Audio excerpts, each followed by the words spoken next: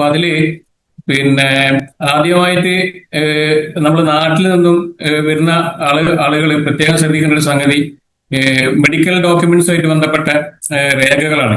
എല്ലാ വർഷവും നമ്മൾ ഈ ഒരു പ്രതിസന്ധി ഉണ്ടാവാറുണ്ട്. ഇവിടെ വന്നിട്ട് ഡോക്യുമെന്റ്സും കാര്യങ്ങളൊന്നും ഇല്ലാതെ അല്ലെങ്കിൽ മെഡിക്കൽ ഹിസ്റ്ററി കാര്യങ്ങളൊന്നും ഇല്ലാതെ അവരെ ചികിത്സ ഒക്കെ വലിയ പ്രയാസമായിരിക്കും.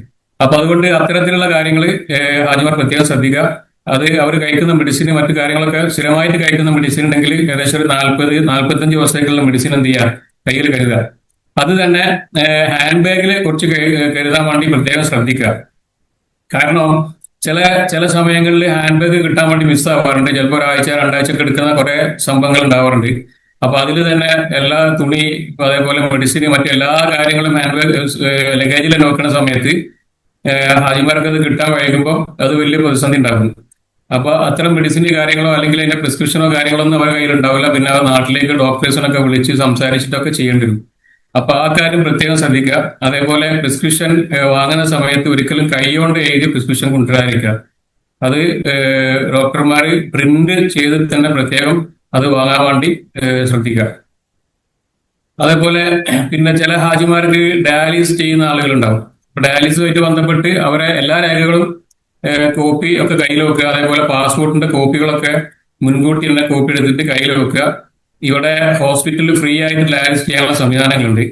അപ്പൊ അതിൽ മുൻകൂട്ടി നമ്മൾ എന്ത് ചെയ്യണം, സ്ലോട്ട് ബുക്ക് ചെയ്തിട്ട് അവർ സമയം തരിക ചെയ്യുക. അപ്പൊ അവിടെ പോയിട്ട് മുൻകൂട്ടി ബുക്ക് ചെയ്ത സമയത്തിൽ നമ്മളവിടെ പോകാൻ വേണ്ടി. അപ്പം അതുമായിട്ട് ബന്ധപ്പെട്ട എല്ലാ ഡോക്യുമെന്റ്സും നാട്ടിൽ നിന്ന് വരുന്ന സമയത്ത് കൊണ്ടുവരാൻ വേണ്ടി പ്രത്യേകം ശ്രദ്ധിക്കുക.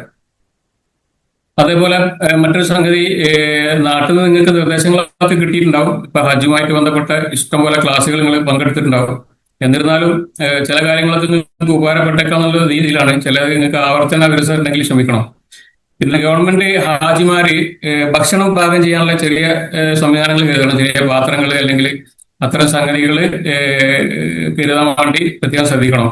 ഇവിടെ വന്നു കഴിഞ്ഞാൽ നിങ്ങൾ ഉദ്ദേശിച്ച രീതിയിലുള്ള പാത്രങ്ങളോ മറ്റു സംഗതികളോ ഒന്നും കിട്ടിക്കൊള്ളുന്നില്ല. അത് മാത്രമല്ല, എന്ത് സാധനം വാങ്ങുന്ന സമയത്ത് നമ്മൾ നാട്ടിലേക്ക് 23 റിയാൽ എന്നുള്ള രീതിയിൽ പിന്നെ ഒരു റിയാൽ എന്ന് പറഞ്ഞാൽ 23 റുപ്പീസാണ്. അപ്പൊ ആ രീതിയിൽ കണക്കൂട്ടുമ്പോൾ വലിയ പ്രയാസമായിരിക്കും. അതുകൊണ്ട് അതൊക്കെ മുൻകൂട്ടി എന്ത് ചെയ്യുക, നാട്ടിൽ തന്നെ കരുതുക. അതേപോലെ ചെരുപ്പ് വളരെ പ്രധാനപ്പെട്ട ഒരു സംഗതിയാണ്. കാരണം നല്ല ചൂടുള്ള കാലാവസ്ഥയാണ്. ഒരിക്കലും ചെരുപ്പിടാതെ നടക്കുന്നത്. നല്ല ഗ്രിപ്പുള്ള ചെരുപ്പുകൾ 2-3 ജോഡി കരുതുക. അത് അങ്ങനെ പ്രത്യേകം പറയാനുള്ള കാരണം, ഹറമിന്റെ മുറ്റത്തൂടെ നടക്കുന്ന സമയത്ത് പല സമയങ്ങളിലും ക്ലീനിങ് അല്ലെങ്കിൽ വെള്ളം ഒക്കെ ആയിട്ടുണ്ടാവും. അപ്പോൾ എത്രയോ അപകടങ്ങൾ അങ്ങനെ ഉണ്ടാകാതായിട്ട് നമുക്കറിയാം. അപ്പൊ അതുകൊണ്ട് നല്ല ഗ്രിപ്പുള്ള ചെരുപ്പ് തന്നെ, ആ കാര്യത്തിൽ പിശുക്കൊരിക്കലും ഉണ്ടാവരുത്.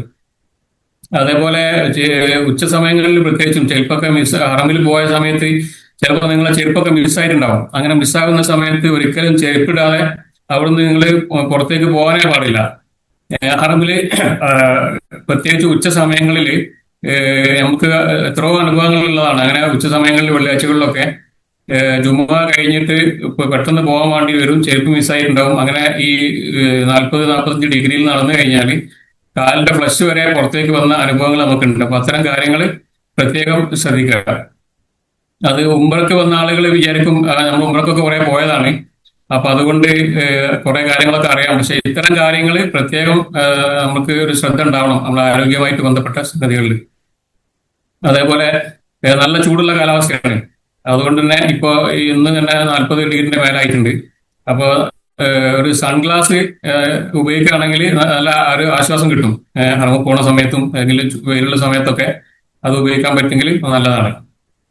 അതേപോലെ മൊബൈൽ ചാർജർ, അതേപോലെ ഡാറ്റ ബാങ്ക്, ഇതിന്റെ ഒക്കെ ആവശ്യം അത് നാട്ടിൽ നിന്ന് കൊണ്ടുവരുന്ന സമയത്ത് സ്ക്വയർ ടൈപ്പിലുള്ളത് കൊണ്ടുവരാൻ വേണ്ടി ശ്രദ്ധിക്കുക. കാരണം ഇവിടെ ബിൽഡിങ്ങുകളിൽ സ്ക്വയർ ടൈപ്പ് പ്ലഗ് ഉണ്ടാവുക.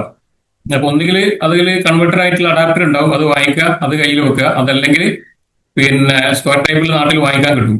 ഓക്കെ, അതൊക്കെ ഇവിടുന്ന് വാങ്ങിക്കുമ്പോൾ വലിയ കാശ് കൊടുക്കേണ്ടി വരും. അപ്പൊ അത് പ്രത്യേകം ശ്രദ്ധിക്കുക.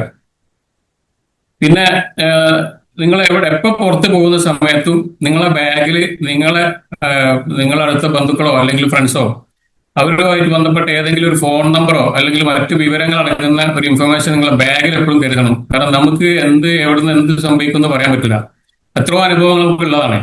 അപ്പൊ ആളെ നമ്മളിത് കണ്ടിട്ടുണ്ടാവും, അവർക്ക് വേണ്ട കാര്യങ്ങളൊക്കെ ചെയ്തിട്ടുണ്ടാവും. പക്ഷെ അവരാരാണെന്നുള്ളത് ഇൻഫർമേഷൻ കിട്ടാത്തൊരവസ്ഥ. ആളുകൾ റൂമിൽ നിന്ന് ചിലപ്പം പള്ളി പോവല്ലേ, അതുകൊണ്ട് പ്രശ്നമൊന്നും ഇല്ലാന്നുണ്ട് നമ്മൾ ഹാജിമാര് താമസിക്കുന്ന ഏരിയയിലേക്ക് പോകും. അപ്പൊ അവിടെ നിന്നൊക്കെ അത് വലിയ പ്രയാസം ഉണ്ടാക്കും. അപ്പൊ അതുകൊണ്ട് അങ്ങനത്തെ കാര്യങ്ങൾ എന്ത് ചെയ്യുക, ബാഗ് കയ്യിലെടുക്കുക എപ്പോഴും. അതേപോലെ ഇത്തരം ഒരു ഇൻഫർമേഷൻ നമ്മളുമായിട്ട് ബന്ധപ്പെട്ട ആൾക്കാരെ വിളിച്ചാൽ കിട്ടുന്ന നമ്പർ എപ്പോഴും എന്ത് ചെയ്യുക, റെഡ് ക്രോസോ എന്തെങ്കിലുമൊക്കെ ആയിട്ട് അവർ കയ്യിൽ വെക്കുക. അതേപോലെ പിന്നെ നിങ്ങളെ ഈ ഹാൻഡ് ബാഗ് ഈ പിന്നെ ചില ആളുകൾ നാട്ടിൽ നിന്ന് വരുന്ന സമയത്ത് ലഗേജ് മിസ്സായി നമ്മളെ സമീപിക്കാറുണ്ട്. അപ്പൊ നമ്മള് ഈ മിസ്സിംഗ് സെന്ററിലൊക്കെ പോയി കുറെ ലഗേജും കാര്യങ്ങളൊക്കെ കണ്ടിട്ടുണ്ടാവും. പക്ഷെ അവരെ ഫോട്ടോ ചിലപ്പോൾ 20 വർഷം പഴക്കമുള്ള ഫോട്ടോ ഉണ്ടാവും. അപ്പൊ ഒരിക്കലും നമുക്ക് ഐഡന്റിഫൈ ചെയ്യാൻ പറ്റില്ല. അപ്പൊ നിങ്ങൾ ഈ ഹാൻഡ് ബാഗിലൊക്കെ ഫോട്ടോ വെക്കുന്ന സമയത്ത് ഏറ്റവും ലേറ്റസ്റ്റ് ഫോട്ടോ, ആളുകളെ പെട്ടെന്ന് ഐഡന്റിഫൈ ചെയ്യാൻ പറ്റുന്ന രീതിയിലുള്ള ഏറ്റവും ലേറ്റസ്റ്റ് ഫോട്ടോ തന്നെ അതിലൊക്കെ വെക്കാൻ വേണ്ടി പ്രത്യേകം ശ്രദ്ധിക്കുക. അതേപോലെ നാട്ടിൽ നിന്ന് വരുന്ന സമയത്ത് പല ആളുകളും ചോദിക്കുന്ന ഒരു ചോദ്യമാണ് ഇഹ്റാം എവിടുന്നാ ചെയ്യേണ്ടതെന്നുള്ളത്. സാധാരണ മീക്കാത്ത് കിടക്കുന്നതിന്റെ മുമ്പ് അല്ലെങ്കിൽ മീക്കാത്തിൽ വെച്ചിട്ട് ചെയ്തു പോരുക എന്നുള്ളതാണ് തിക്കിയായിട്ടുള്ള സംഗതിയാണ്. പക്ഷെ ഞാൻ പറയുന്നത് ഒരിക്കലും ഫ്ലൈറ്റിൽ നിന്ന് ഇഹ്റാം ചെയ്യുന്ന ഒരു പ്ലാൻ ഉണ്ടാവാതിരിക്കാൻ ശ്രദ്ധിക്കുക. കാരണം പുരുഷന്മാർക്ക് പ്രത്യേകിച്ചും ഫ്ലൈറ്റിന്റെ ഉള്ളിൽ ആ ബാത്റൂം എന്നൊക്കെ പറഞ്ഞാൽ വളരെ കൺജസ്റ്റഡ് ആയിരിക്കും. അപ്പൊ അതിനുള്ളിൽ നമുക്കൊരു ഇഹ്റാം ചെയ്തിട്ട് ഒരു വസ്വാസിലേക്ക് പോകുന്നതിനേക്കാൾ ഏറ്റവും നല്ലത് നാട്ടിലെ എയർപോർട്ടിൽ തന്നെ ഇഹ്റാം ചെയ്ത് പോരുന്നതായിരിക്കും. നാട്ടിൽ നിന്ന് ഇതുമായിട്ട് ബന്ധപ്പെട്ട നിർദ്ദേശങ്ങൾക്ക് കിട്ടിയിട്ടുണ്ടാവും. എന്നാലും പല ആളുകളും ഇവിടെ വന്നിട്ട് ഇങ്ങനെ പറയാറുണ്ട്, അത് വേണ്ടിയില്ലായിരുന്നു, നാട്ടിൽ തന്നെ ചെയ്താൽ മതിയായിരുന്നു എന്നുള്ള രീതിയിൽ പറയാറുണ്ട്. അപ്പൊ ആദ്യമായിട്ട് ഫ്ലൈറ്റിലൊക്കെ കയറുന്ന ആളുകൾക്കാണ് അത്തരം അനുഭവങ്ങൾ ഉണ്ടാവുക.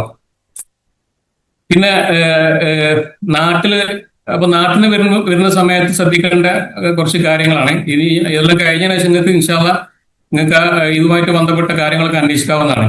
പിന്നെ മക്കയിലെത്തിക്കഴിഞ്ഞാൽ പ്രത്യേകം ശ്രദ്ധിക്കേണ്ട സംഗതികൾ, ഹാജിമാര് 2 ടൈപ്പാണുള്ളത്. 2 രീതിയിലാണ് ഹാജിന്റെ ആളുകൾ വരിക. ഒന്ന് ഗവൺമെന്റ് കോട്ടയിലാണ് ഏകദേശം ഒരു 85% ഹാജിമാരും വരുന്നത്. പിന്നെ പ്രൈവറ്റ് ഈ വർഷം വലിയ പ്രതിസന്ധിയൊക്കെ ഉണ്ടായിട്ടുണ്ട്. ഇതുവരെ ഉദ്ദേശ രീതിയിലൊന്നും ആയിട്ടില്ലാന്ന് തോന്നുന്നുണ്ട്. അപ്പൊ അതുകൊണ്ട് അവരെ രണ്ടിനും കിട്ടുന്ന സേവനങ്ങളാണ് ഞാൻ പറയാൻ പോകുന്നത് ഈ അടുത്ത സംഗതികൾ. അതായത് പ്രൈവറ്റ് ഗ്രൂപ്പിൽ വരുന്ന ആളുകൾക്ക് എന്ന് പറഞ്ഞു കഴിഞ്ഞാൽ അവർക്കുള്ള എല്ലാ സംവിധാനങ്ങളും ആ പ്രൈവറ്റ് ഗ്രൂപ്പ് മുത്തവഫാണ് കൈകാര്യം ചെയ്യാൻ. ഓക്കെ, അപ്പൊ അവർക്കുള്ള ഭക്ഷണം അല്ലെങ്കിൽ ട്രാൻസ്പോർട്ടേഷൻ എല്ലാ കാര്യങ്ങളും അവർ തന്നെ സംവിധാനം ചെയ്യും. അവർക്ക് അങ്ങനെ പ്രത്യേകിച്ച് പിന്നെ ഡിപ്പെൻഡ് ചെയ്യേണ്ട ഒരു ആവശ്യം വരാറില്ല. ഓക്കെ, അപ്പോ അതുമായിട്ട് ആകെയുള്ള ഒരു വ്യത്യാസം എന്ന് പറഞ്ഞു കഴിഞ്ഞാൽ പ്രൈവറ്റ് ഗ്രൂപ്പിൽ വരുന്ന ആളുകൾക്ക് ഇന്ത്യൻ ഗവൺമെന്റ് ഹാജിമാരുടെ മെഡിക്കൽ സേവനം ഉപയോഗപ്പെടുത്താം. അത് ഫ്രീ ആണ്.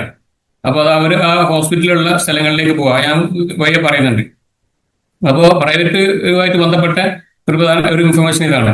പിന്നെ ഗവൺമെന്റ് കോട്ടയിൽ വരുന്ന ആളുകൾക്കാണ് അവർക്ക് വേണ്ട നിങ്ങൾ താമസിക്കാൻ പോകുന്ന ഏരിയ എന്ന് പറഞ്ഞു കഴിഞ്ഞാൽ ഇവിടെ എത്തിക്കഴിഞ്ഞാൽ ഒരു ഇന്ത്യൻ ടൗൺഷിപ്പ് പോലെയാണ്. ഇന്ത്യയിലുള്ള എല്ലാ സ്റ്റേറ്റിലുള്ള ആളുകളും അതേപോലെ മറ്റു രാജ്യങ്ങളിലുള്ള ആളുകളും ഒന്നിച്ച് താമസിക്കുന്ന ഒരു ടൗൺഷിപ്പാണ്. അവിടെ നിങ്ങൾക്കുള്ള എല്ലാ സംവിധാനങ്ങളും ഉണ്ടാവും. നമ്മുടെ നാട്ടിൽ ഹോസ്പിറ്റൽ, അതേപോലെ ഡിസ്പെൻസറികൾ, പിന്നെ ഗ്രോസറി ഷോപ്പുകൾ, അങ്ങനെ നിങ്ങൾക്ക് എന്തൊക്കെ വേണോ മെഡിക്കൽ ഷോപ്പുകൾ, എല്ലാ സംവിധാനങ്ങളും ഉണ്ടാവും.